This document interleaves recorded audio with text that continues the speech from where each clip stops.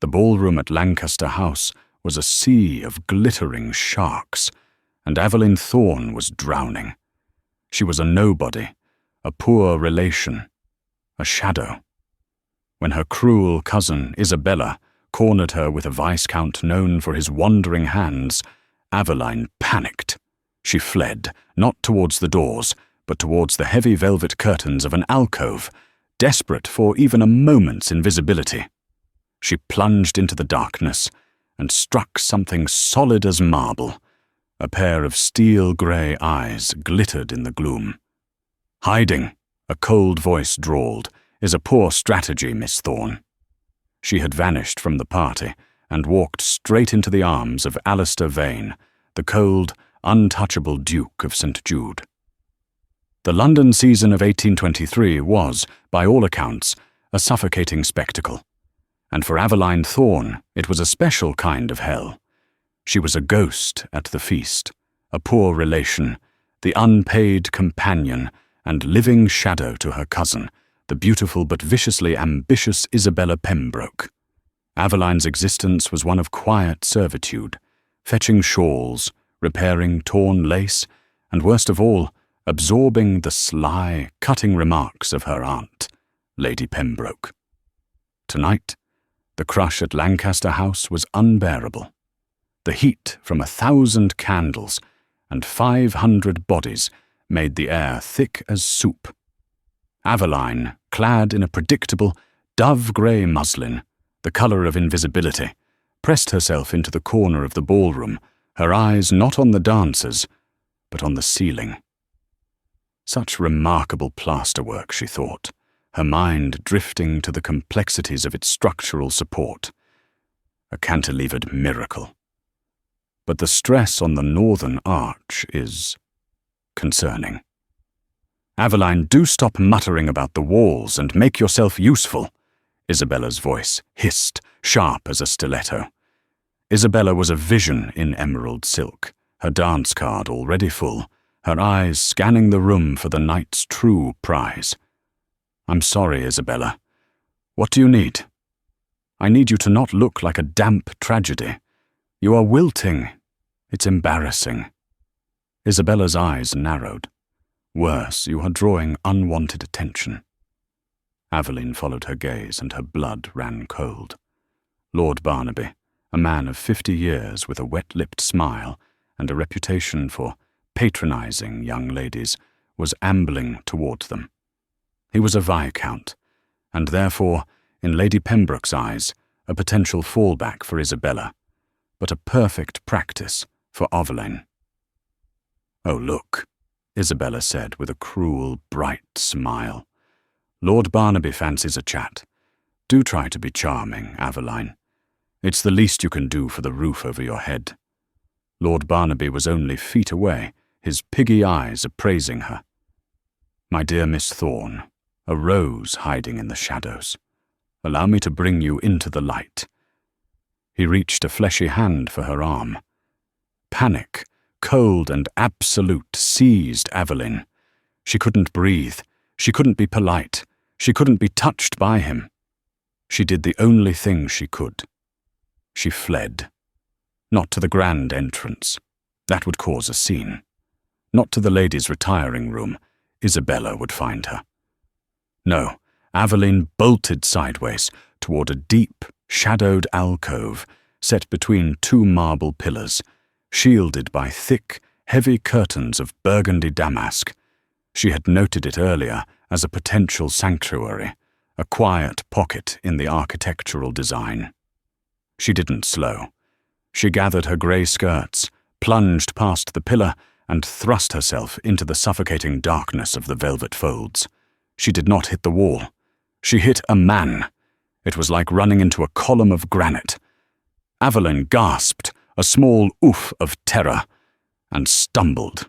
Strong hands, moving with surprising speed, clamped onto her upper arms, steadying her before she could fall. She was trapped, pinned between the heavy curtains and a wall of unyielding, muscular broadcloth. Aveline froze, her heart hammering against her ribs. She was in a tiny, dark space, held firmly by a man she could not see. She could only smell him: clean linen, expensive wool, and a faint, cold scent, like winter air. She tipped her head back, her eyes adjusting to the gloom, and met a pair of the coldest, most intelligent grey eyes she had ever seen. They were not amused. They were not startled. They were simply assessing. The dim light from the ballroom beyond the velvet filtered in, illuminating a face that was all sharp angles and aristocratic disdain. Chiseled jaw, straight nose, a mouth that looked like it had never smiled. She knew this face. Every woman in London knew this face. Alistair Vane, the Duke of St. Jude. He was the season's greatest prize, impossibly wealthy, devastatingly handsome, and utterly unattainable. He was known as the Iron Duke, not for his military prowess, but for the impenetrable fortress he had built around himself. And she had just thrown herself at him like a common. "Are you quite finished, madam?" His voice was a low, velvet drawl, laced with ice. Your Grace," Aveline stammered, horrified. She tried to pull away, but his grip was like steel. "You are Miss Thorne," he stated. It wasn't a question. "Lady Pembroke's ward." His voice put a faint, almost imperceptible disdain on the word ward. Yes, I am so sorry. I was trying to—" "Vanish," the Duke supplied. His gaze flickered past her shoulder, out into the ballroom. Aveline realized he, too, had been hiding. A poor strategy. One should always know the topography of one's escape route. Aveline's panic was suddenly replaced by a flash of irritation. "It would have been a perfect strategy, Your Grace, had the alcove been unoccupied, as any reasonable person would assume." The corner of that sculpted mouth twitched. It wasn't a smile, but the barest suggestion of one. "You find me unreasonable. I find you in the way." He actually chuckled. It was a dry, rasping sound, as if the mechanism were rusty. "No one has ever accused me of that. At least, not to my face." "Your Grace, if you would please release me, and return you to Lord Barnaby," he murmured. "He seems eager. I believe he is currently inspecting the spot where you were standing, as if you might have left a slipper." Aveline flinched. His grip on her arms gentled, but did not release. "So," the Duke mused, his grey eyes sweeping her face, "the grey mouse has claws." "I have no claws, Your Grace. I am merely trapped." "You are," he agreed. A new, different kind of tension filled the small space. He was looking at her. Not at her, as Lord Barnaby had, but seeing her. It was almost more unnerving. "I must go," Aveline whispered. "No." The word was quiet, but absolute. "You will not. You will not give that boor the satisfaction of your fear, and you will not give your cousin the satisfaction of your ruin." Before Aveline could process this, Alistair Vane moved. He didn't just step out. He parted the curtains, one hand still lightly on her elbow, and drew her out of the alcove with him, into the full, sudden light of the ballroom. The music swelled, and then it seemed to die. Alistair Vane, the Iron Duke, who had not been seen on a dance floor in 5 years, was standing in the middle of the room, and on his arm, looking utterly terrified and bewildered, was the Pembroke's little grey mouse. Lord Barnaby froze, his face a mask of puce-coloured shock. Isabella, who was holding court by the punch bowl, dropped her fan. The Duke ignored them all. He looked down at Aveline. "Miss Thorne," he said, his voice now carrying in the relative silence. "A turn about the room. The air in that corner seems rather stifled." He placed her hand firmly on his arm and began to walk, steering her directly into the centre of the most exclusive, most unforgiving room in London. Aveline had tried to vanish into the curtains and had instead become the centre of a spectacle. And as she walked, her hand trembling on the Duke of St. Jude's arm, Aveline had the sudden, terrifying realization that she had not escaped a trap. She had just walked into a much more complicated one. The carriage ride back to the Pembrokes' rented townhouse on Brook Street was a masterclass in silent fury. Isabella stared out the window, her jaw so tight Aveline feared her teeth might crack. Lady Pembroke, however, was a simmering volcano. The moment the front door closed, the eruption began. "A spectacle!" Lady Pembroke shrieked, tearing off her gloves. "You, Aveline Thorne, made a spectacle of this family, of me, throwing yourself at the Duke of St. Jude in an alcove. It's beyond shameless. It is tactical. And you did it badly." "She did it on purpose," Isabella snapped, rounding on Aveline. "She knew he was there. She has been plotting this, the little grey viper." No, I swear, Aunt, I was running from Lord Barnaby. You saw him, and you made him look a fool," Lady Pembroke countered, "which, in turn, makes us look fools for bringing you. Do you have any idea what you've done? The gossip, Aveline, the Duke and the wallflower, the Iron Duke's mouse-trap. You have made yourself a subject of ridicule, and by extension, you have sullied Isabella's prospects." I apologize," Aveline whispered, her eyes on the floor. "Apologies are worthless. You will not attend another ball. You will not leave this house. You will remain in your room until I decide what is to be done with you." Aveline fled up the servants' stairs to her small, cold attic room, the insults chasing her. She sank onto her narrow cot, but she didn't cry. Instead, she slid a loose-leafed trunk from beneath the bed. She lit a single, precious candle and opened it. Inside were not gowns or jewels, but tools, fine-nibbed pens, a bottle of India ink, a set of German drafting implements, and rolls of high-quality vellum. This was her secret. This was her inheritance. Aveline Thorne, the grey mouse, was the daughter of Geoffrey Thorne, a man who had once been called the most promising architect in England before his sudden, tragic, and mysterious fall from grace. He had died in poverty, leaving his daughter with nothing but his tools and his talent. Aveline unrolled a sheet of vellum. She closed her eyes, not seeing the ball, but the structure of Lancaster House. She began to draw.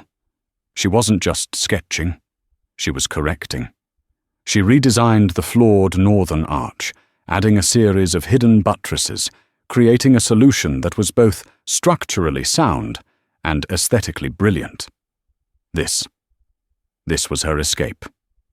Meanwhile, in a vast, silent library in Mayfair, the Duke of St. Jude was standing before a fire, a glass of brandy in his hand. "An eventful evening, Your Grace," his butler, Hemmings, murmured as he collected the Duke's coat. "You could say that, Hemmings. The household is abuzz. You were seen dancing." "I was seen walking, Hemmings. Do not embellish." Alistair stared into the flames.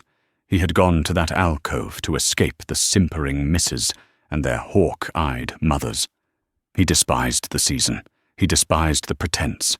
He had built his cold reputation as a shield, a way to protect his time, his work, and his heart. Then that girl had cannoned into him. He had expected terror. He had expected simpering. He had not expected, "I find you in the way." He had not expected her eyes. When she looked at the room, she wasn't looking at the people. He'd seen her earlier. She was looking at the ceiling, like a master builder or an architect. She was an anomaly. And Alistair Vane, a man of science and logic, was fascinated by anomalies. He had saved her from Barnaby, yes. But he had also, he admitted, been curious. He wanted to see what she would do in the light. She had been terrified, But she hadn't fainted. She hadn't giggled. She had simply endured. Her small, ungloved hand on his arm had been trembling, but her back was straight. "Hemmings," Alistair said, setting his brandy down.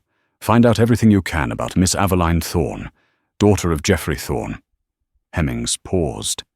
"Geoffrey Thorne, Your Grace? The architect?" "The very one." "As you wish, Your Grace." A week passed. Aveline was a prisoner in Brook Street. She took her meals in the kitchen and spent her days reading and drawing, lost in her world of lines and angles. She was in the small, dusty library on the ground floor, ostensibly to catalogue Lady Pembroke's books, when the butler, a man who despised her, announced a visitor.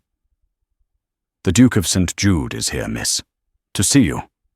Aveline dropped the copy of Sermons on Morality. "The Duke? Here?" She scurried to the drawing room, her hands covered in dust, her hair falling from its pins.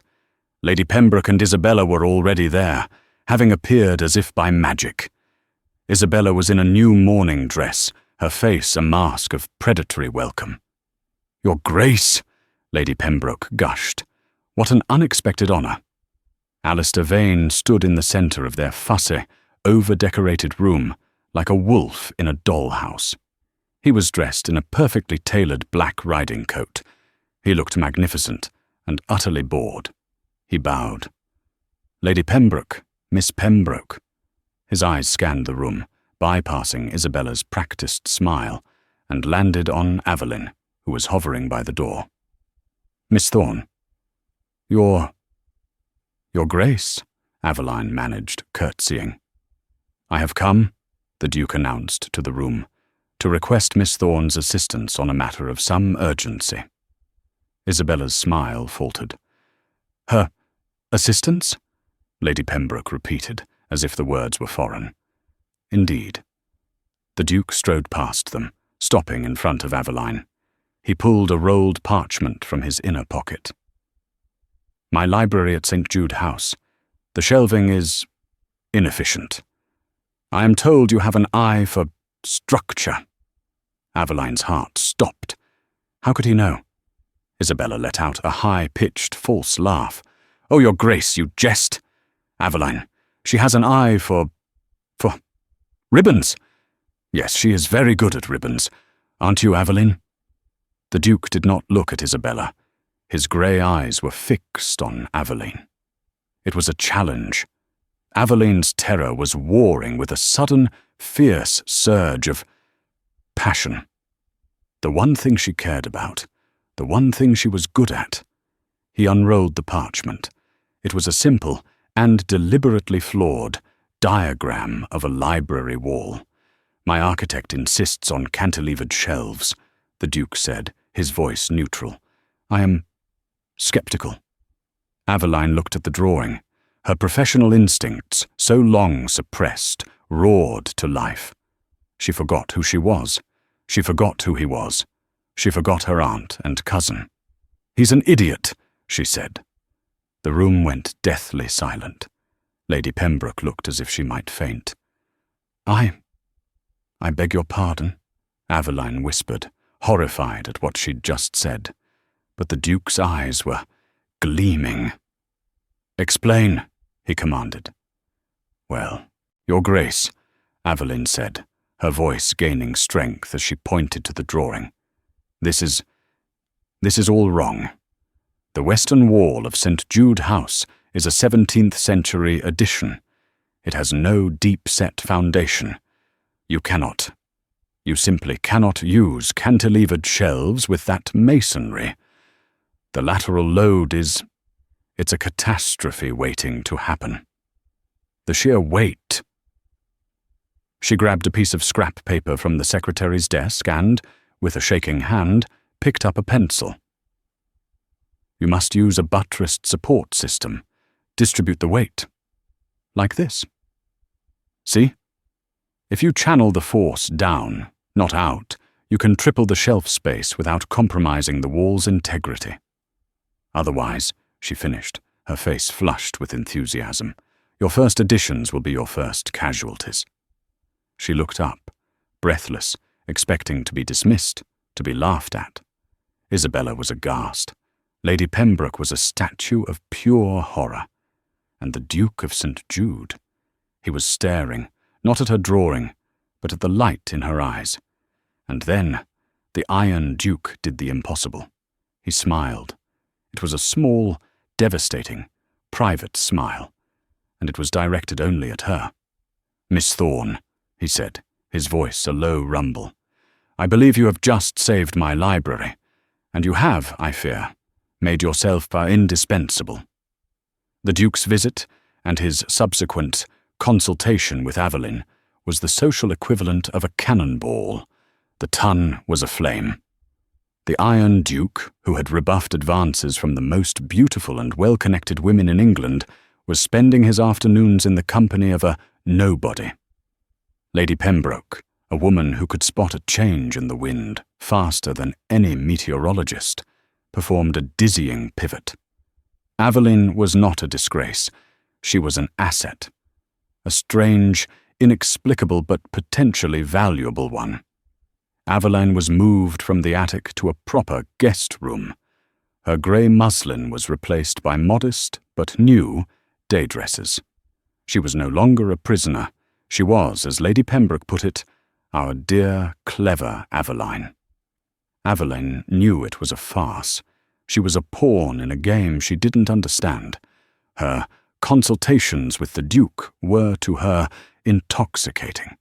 He would send a carriage for her, and she would meet him in the vast, cold library at St. Jude House, with a paid companion, a stern but fair widow, named Mrs. Croft, sitting in the corner, knitting.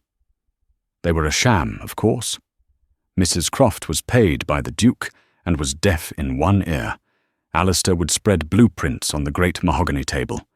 "The East Wing," he'd say. "My father made a mess of it." And Aveline, her shyness forgotten, would dive in. "It's not just a mess, Your Grace. It's a structural liability. But if you were to open the ceiling here, create a 2-story atrium, you could use flying buttresses, not as support, but as a visual motif." He would watch her, his chin on his hand, as she drew, her fingers flying, her face smudged with charcoal. He wasn't just fixing his house. He was being seen, in a way.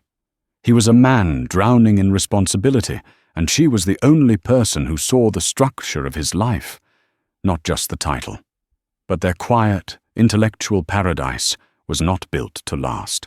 Two forces were now aligned against Aveline. The first was Lady Honoria Finch. If Isabella was a viper, Lady Honoria was a lioness. She was the season's reigning beauty, a woman of impeccable lineage and icy confidence, who had long considered the Duke of St. Jude her own private property. She saw Aveline not as a threat, but as an insult. The second was Isabella.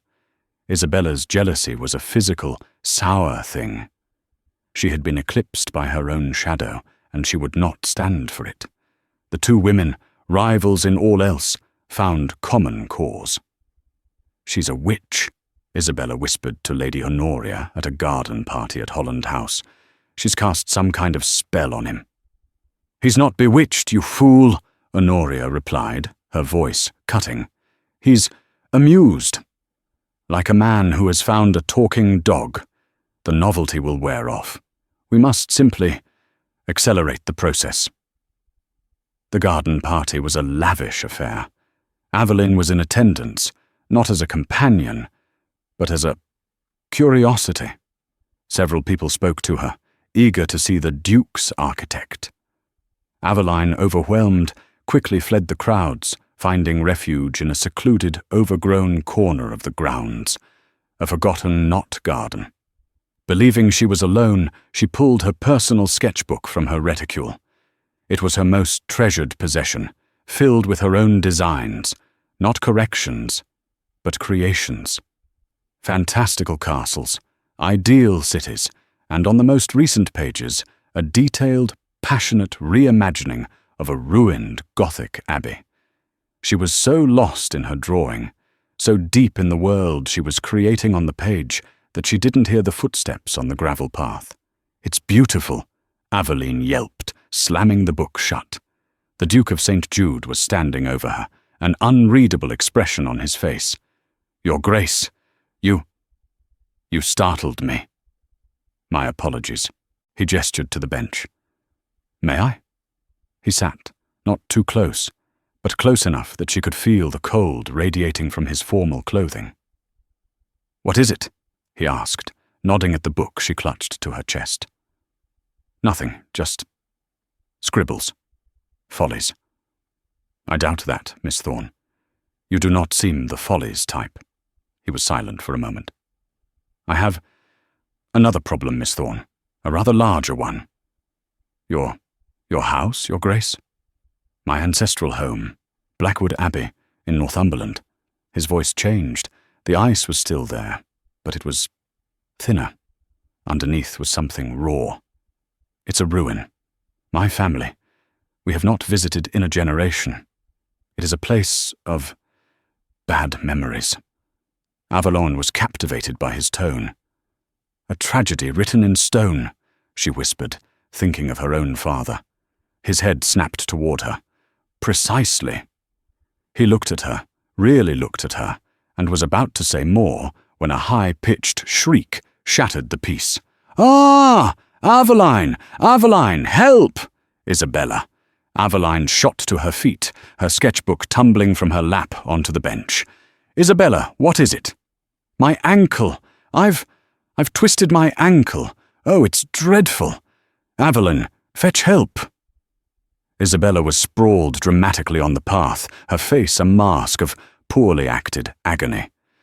I'll get some water," Aveline cried, and in her panic she ran toward the main house, completely forgetting the Duke, the garden, and her most precious secret, which lay open on the bench. Alistair Vane stood. He watched Aveline run. He looked at Isabella, who was already starting to recover now that Aveline was gone, and his eyes narrowed in cold contempt. Then he looked down at the bench, at the open sketchbook. He knew he shouldn't. It was a violation of her privacy. He picked it up. He was expecting sketches of flowers, perhaps portraits of her cat. He was not expecting what he saw. He froze. It was not scribbles. It was not follies. It was genius, complex elevations, cross-sections of stress-bearing walls, a detailed, brilliant redesign of a theoretical Gothic abbey, with notes in the margins in a precise, educated hand. It was a design that was both historically reverent and structurally innovative. It was perfect. It was the solution he had been seeking for Blackwood for years. He turned the pages, stunned into silence. He saw sketches of Lancaster House, of St. Jude House, all with her corrections. He saw a mind that worked just like his, only better, more beautifully. He flipped to the very last page, a new section she had just begun. At the top, in a strong, clear script, was a title: Reconstruction of Blackwood Abbey, a Study. He stared, his heart pounding in a way it never had before. Then his eyes fell to the bottom of the page. There, in the corner, was a small, almost invisible signature. A tribute, in memory of Geoffrey Thorne, architect. Alistair's blood ran cold. Geoffrey Thorne. The name was a curse in his family. The name was a ghost. He knew, in that instant, exactly who she was. He knew why her father had failed. And he knew that the ruin of Blackwood Abbey was not just a tragedy. It was a crime, and his own family were the criminals. The Duke of St. Jude did not return to the party. He took Aveline's sketchbook, walked to his carriage, and ordered his driver to St. Jude House. He spent the night in his library, the book open on his desk, a bottle of brandy at his elbow. Geoffrey Thorne. The story was a dark, unspoken stain on the Vane legacy. Alistair's father, The previous Duke had been a man of immense pride and limited talent. He had wanted to rebuild Blackwood Abbey as his masterpiece, a monument to himself. He had hired the most brilliant young architect of the day, Geoffrey Thorne. Thorne's designs had been revolutionary, but the Duke, jealous and arrogant, had claimed them as his own. When Thorne protested, the Duke had used his immense power to have him blacklisted. He'd ruined the man's reputation, broken his contracts, and driven him into poverty. Thorne had died, penniless and disgraced, in a London debtor's prison. His wife had followed him to the grave a year later, leaving a small, orphaned daughter, Aveline. The flawed plans Alistair had inherited, the ones he'd been trying to fix, were his father's clumsy, amateurish copies of Thorne's original genius. And now, by some miracle of fate, Geoffrey Thorne's daughter, a woman who had inherited her father's brilliant mind, had walked into his life. He looked at her designs for Blackwood. She had, with no knowledge of the past, intuitively solved the problems her father had been forced to abandon. Alistair felt a wave of cold sickness. He and his consultations had been a grotesque parody of his father's original sin. He had been using her, just as his father had used her father. He knew what he had to do. Aveline was in a state of pure panic. She had rescued Isabella, who had made a miraculous recovery the moment Aveline returned without the Duke. When Aveline had rushed back to the Knot Garden, her book and the Duke were gone. She had spent a sleepless night. He had her book. He would see her secret. He would think her presumptuous, arrogant, mad. The next morning, a footman from St. Jude House arrived. He did not bear a polite note. He bore a summons. "His Grace the Duke requires your presence. Immediately. The carriage is waiting." Lady Pembroke was ecstatic. "He is going to propose. I know it. Aveline, wear the blue silk." "He is not going to propose," Aveline said, her voice shaking. "He is going to fire me from whatever it is I am."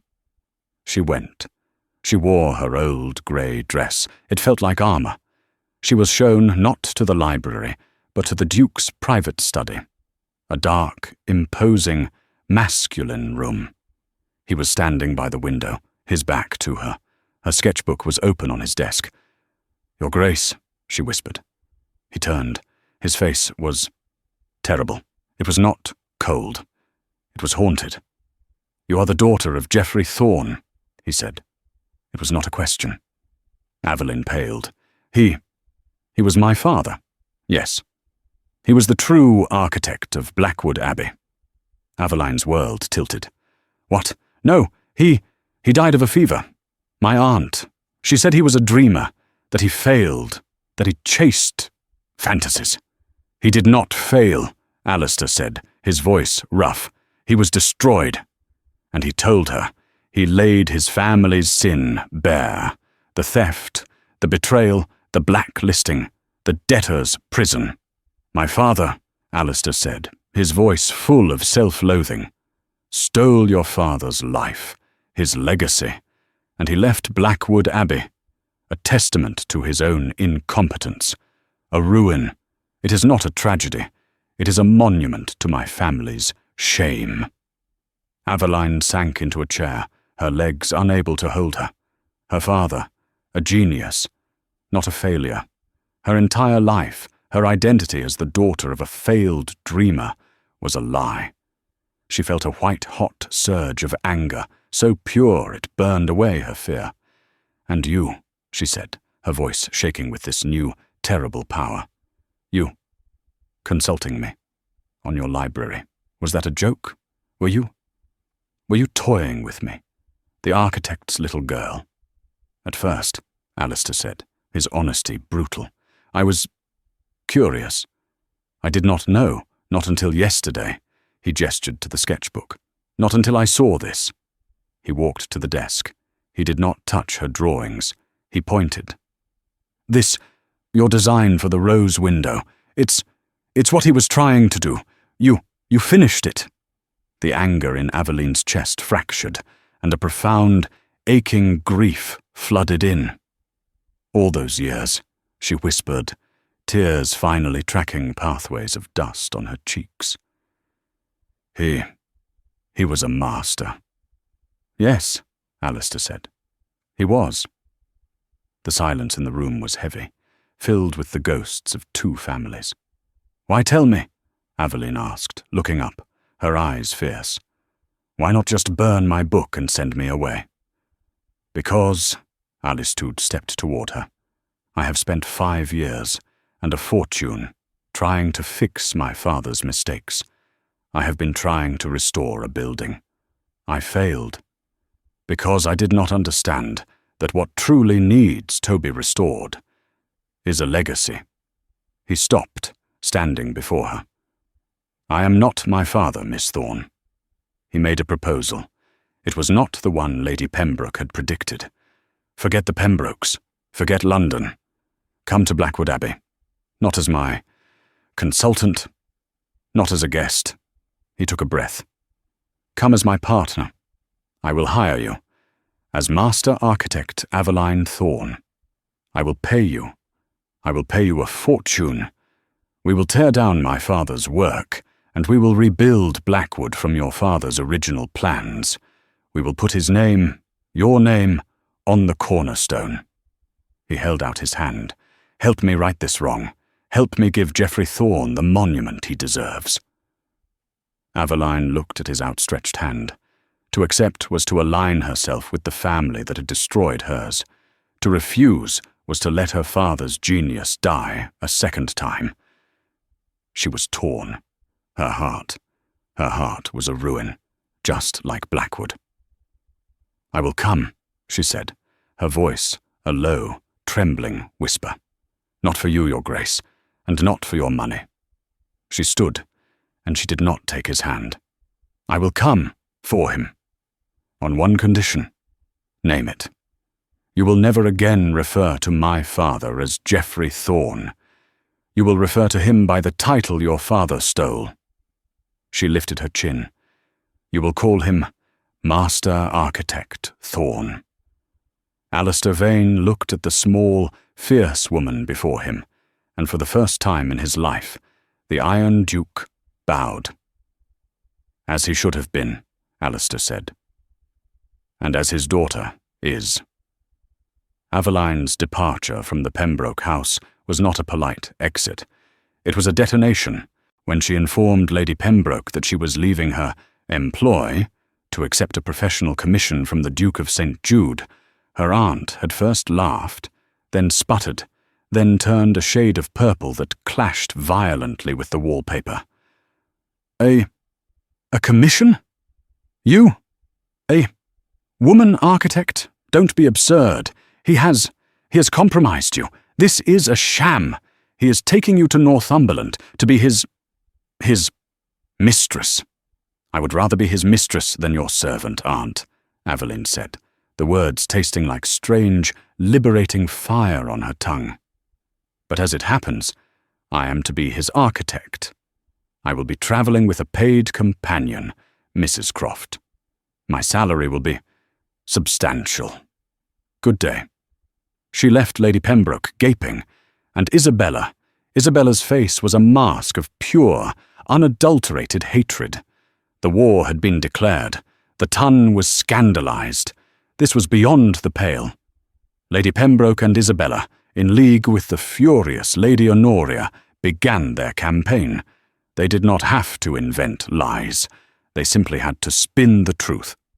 "He's taken her to that ruin in the north. Alone, my dear. Well, with some chaperone he's paid for. He's clearly lost his mind, besotted by a common schemer. She's a doodle drawer, and he's treating her like a professional. It's an insult to our class."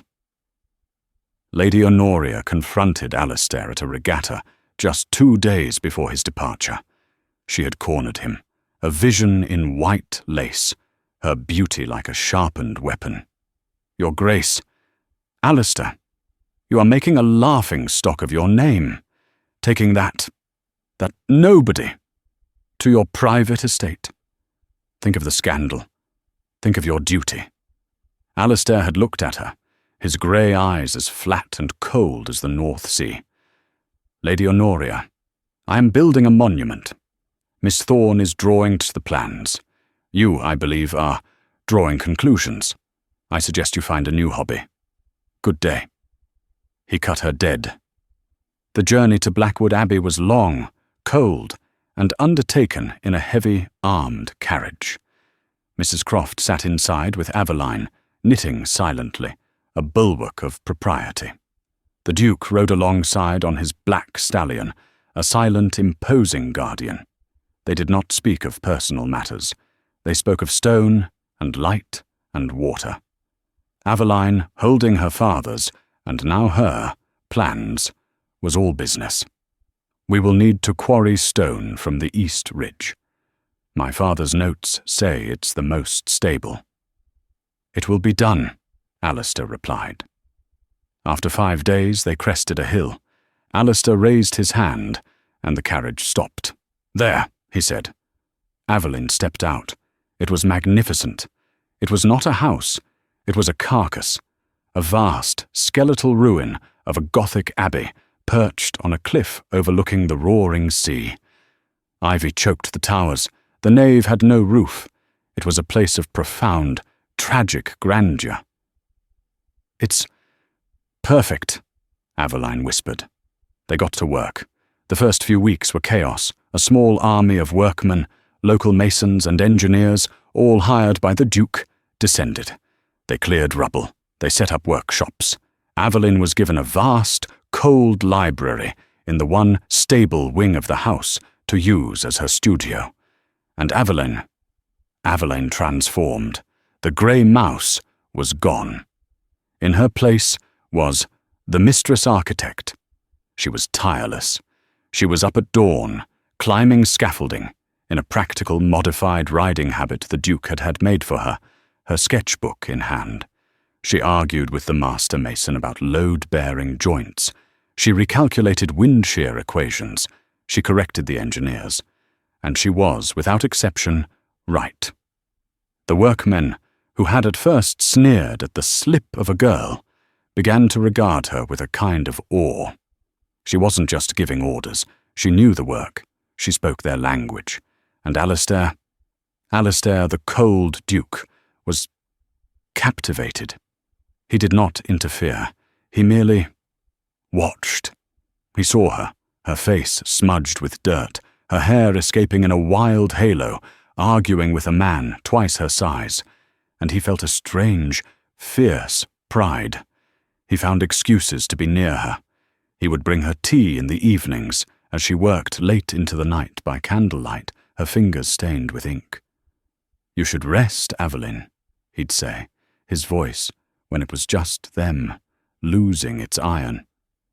"I can't," she'd reply, not looking up. I've found a problem with the original plan for the West Wing footings. My father, he didn't account for the soil erosion. And you have? I will." He was no longer thawing. He was on fire for her. He was falling, desperately and completely in love. Not with a wallflower, but with the brilliant, fierce, and utterly uncompromising woman who was rebuilding his home. He had offered her a partnership to atone for his father's sins. He now realized he wanted something more. He wanted her. The cold Duke was gone. In his place was Alistair, and Alistair was a man with a singular, terrifying purpose. He had offered her a commission to save her father's legacy. Now he was terrified that, in the process, he had made it impossible for her to ever see him as anything other than the son of the man who had destroyed her family. He had made a devil's bargain, and he was beginning to fear he would be the one to pay the price. The Northumberland winter set in, hard and brutal. The work at Blackwood slowed, but it did not stop. The main structure had to be enclosed before the worst of the snows. Aveline and Alistair were trapped, in a way. The roads were often impassable. Their world shrank to the cold, cavernous and magnificent ruin, the roaring sea and the whistling wind. They fell into a rhythm. Work all day, and in the evenings they would meet in the library, with Mrs. Croft snoring softly by the fire, and they would read or talk. Alistair would read reports from his estates. Aveline would pore over her blueprints, but the silence was charged. Every brush of their hands as they passed the tea. Every time their eyes met over the table, the air crackled. One night, a storm rolled in from the sea. It was a monster. Rain lashed the windows like bullets. The wind screamed, a physical howling entity. The old ruined parts of the abbey groaned under the pressure. Aveline was in her studio, unable to sleep. She was sketching, working on the new design for the great rose window. Her father's original design was lost. This would be hers. The door opened. Alistair stood there, silhouetted, his shirt open at the collar, his hair a mess from the wind. He looked less like a duke and more like a pirate. "You should be in the cellars," he said, his voice a low rumble beneath the storm. "The East Tower. It's not safe." "I'm fine," Aveline said, not looking up. I can't get the light right." "Aveline, the storm." "I know," she snapped, frustrated. "But I see it. My father. He wanted the light to hit the altar at dawn on the solstice. But your father—" "My father," Alistair said, his voice rough as he slammed the door against the wind, "was a fool and an arrogant monster. We have established this." He crossed the room in 3 strides. He took the charcoal pencil from her hand. Their fingers touched. Aveline gasped, a small, sharp sound. He did not let go. "Aveline," he said. His voice was no longer a rumble. It was a plea. She looked up. His grey eyes were not cold. They were on fire. They were full of a desperate, raw hunger that matched the storm outside. "I am so tired of atoning," he whispered. "Alistair," she breathed. It was the first time she had used his name. He leaned in. "I did not bring you here to fix my house, Ayan. I brought you here because I could not live in a world where you were not building." He kissed her. It was not a gentle, polite, drawing-room kiss. It was a kiss of desperation, of apology, of 5 years of profound loneliness and of pure, unadulterated passion. It was the storm and the foundation and the fire all at once. It was a man who had not allowed himself to feel in a decade, finally breaking. Aveline's hands, stained with ink and grit, came up to tangle in his hair. She kissed him back with all the pent-up passion of a life unlived, of a mind that had finally found its equal. The kiss was broken, not by the storm, but by a crash. It wasn't a lightning strike. It was the sound of the great library door being thrown open. A voice, dripping with malice and soaked with rain, echoed in the hall. "Well, well." "The architect, is it?" Aveline tore herself from Alistair's arms. Her face was flushed, her lips swollen. Standing in the doorway, soaked to the skin, their faces masks of triumphant fury, were 3 women: Lady Pembroke, Isabella, and Lady Honoria Finch. They were not supposed to be here. It was impossible. What are you doing here?" Aveline stammered. "We came," Lady Pembroke sneered, stepping forward, "to save his grace. We received a tip that he was being held here, against his will, bewitched by a predator. We came on a rescue mission," Isabella said, her eyes devouring the scene. Aveline's dishevelled state, the Duke's open shirt. Her smile was pure poison. "But it seems we're too late. She's finally secured her position, Lady Honoria said, her voice shaking with rage. You common thing! You have ruined him! Aveline felt the blood drain from her face. This was it. This was her ruin. She had been caught. She was a fallen woman. All her work, all her father's work. It would be for nothing, overshadowed by this one moment. She looked at Alistair, expecting she didn't know what. But Alistair Vane did not look ashamed. He did not look caught. He looked furious. He did not let go of Aveline's hand. He simply pulled her to his side, placing her slightly behind him. He was no longer Alistair. He was St. Jude. "Ladies," he said, his voice so cold it seemed to freeze the rain in the air. "You have travelled a long way on a fool's errand. You are trespassing. We are here," Lady Honoria said, stepping forward, "to expose this creature for what she is, a fortune hunter." Alistair Vane did something Aveline had never seen him do. He laughed. It was a cold, terrifying, mirthless sound that was louder than the wind. "A fortune hunter? You think she is hunting my fortune?" He shook his head, the laugh dying. "Ladies, let me correct your limited assumptions. Aveline Thorne," he said, his voice booming in the hall, "is not here for my fortune. She is here to reclaim her own. The one my father stole from her father. The one you are not fit to even comprehend." He pointed to the blueprints on the table. This is the work of Master Architect Geoffrey Thorne and his daughter, Master Architect Aveline Thorne. They are the masters of Blackwood. I am merely the custodian." He turned then and looked at Aveline. His eyes, in front of their enemies, were soft. "I kissed her.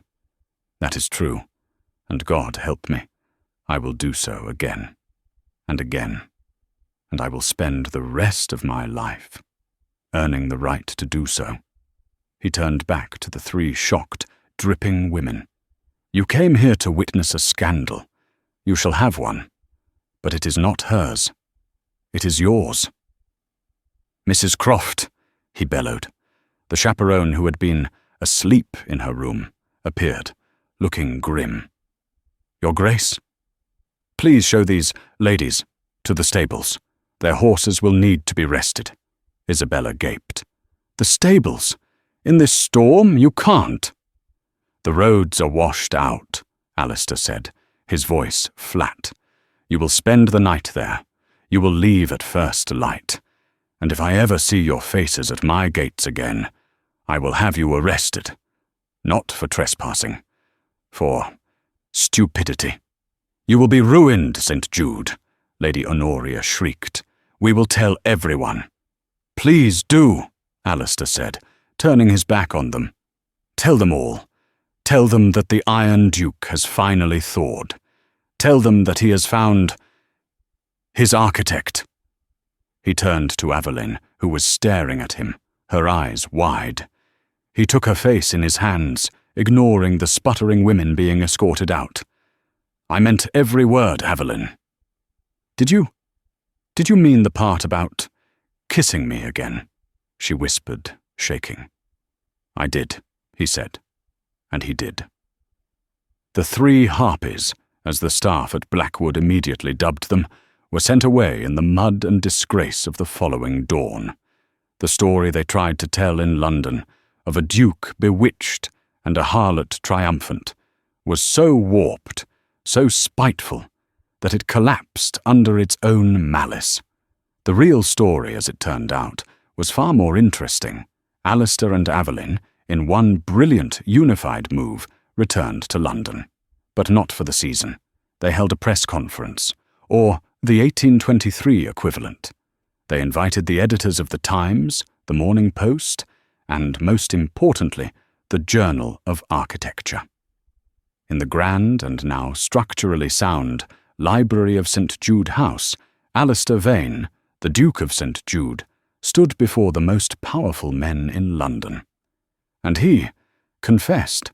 He confessed his father's sins. He laid bare the story of Geoffrey Thorne producing the original stolen plans. And then he introduced the woman standing beside him. "This," he said, "is Master Architect Aveline Thorne, daughter of Geoffrey Thorne, and the true genius who is rebuilding Blackwood Abbey. I am merely her patron, and, if she will have me, her husband." The ton was rocked to its core. This was not a scandal of sex. This was a scandal of justice. Aveline Thorne, the grey mouse, became the most famous woman in England overnight. She wasn't the Duke's mistress. She was his equal. Lady Pembroke and Isabella? They were ruined. Their lies were exposed. They were laughed out of London, their social climbing game so spectacularly lost that they retreated to a damp cottage in Wales, never to be heard from again. Lady Honoria. She married Lord Barnaby. It was considered a fitting end. 1 year later. The scene is a grand party, but not in London. It is at the new Blackwood Abbey. It is a masterpiece. It is not a house. It is a symphony of stone and light. Aveline Thorne Vane, the Duchess of St. Jude, stands in the centre of the great hall. She is not in grey. She is in a gown of deep, vibrant blue, the colour of the sea at dusk. She is not hiding. She is the centre of the room, surrounded by artists, writers, engineers, and a few, very select, nobles. The sun is setting. It is the winter solstice, and as the last rays of sun hit the horizon, the light streams through the great rose window, her rose window, and hits the altar in a starburst of ruby, sapphire, and gold. The room gasps. Alistair, her husband, comes to her side. He is no longer the Iron Duke. His eyes, when they look at her, are filled with a warmth that rivals the fireplace.